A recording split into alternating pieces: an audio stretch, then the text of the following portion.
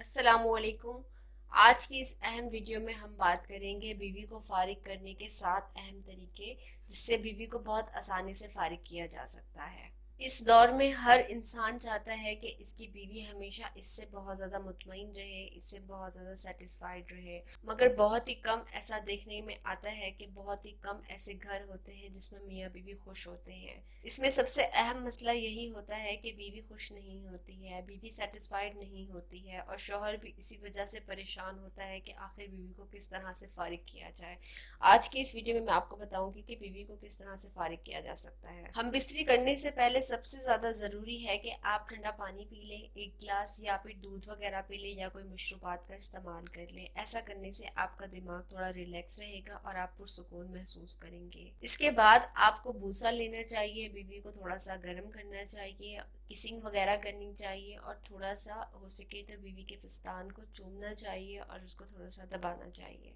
اگر آپ اس طرح سے کر لیتے ہیں تو بیوی کے جذبات ابھرنے لگیں گے اور وہ تھوڑا سا تیار ہو جائے گی۔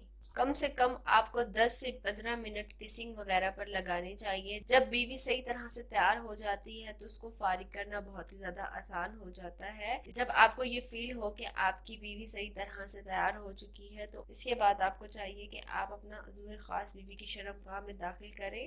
اس بات کا خیال رکھیں کہ آپ جھٹکے تھوڑے کم دیں۔ اگر آپ بہت ہی زیادہ جھٹکے دینا سٹارٹ کر دیں گے تو اس میں اس طرح سے ہو جائے گا کہ آپ کا دماغ بہت زیادہ گرم ہو جائے گا اور آپ کو بہت زیادہ جلدی آپ فارغ ہونے کی کوشش کریں گے۔ اگر آپ کم تھوڑے سے جھٹکے دیں گے تو ایسا کرنے سے آپ کا دماغ تھوڑا نارمل رہے گا اور آپ اچھی طرح سے اپنی بیوی کو مطمئن کر سکیں گے۔ جب آپ کی بیوی مطمئن ہو جائے گی تو آپ اس کے بعد خود بھی اپنے آپ کو مطمئن کر کے فارغ کر سکتے ہیں۔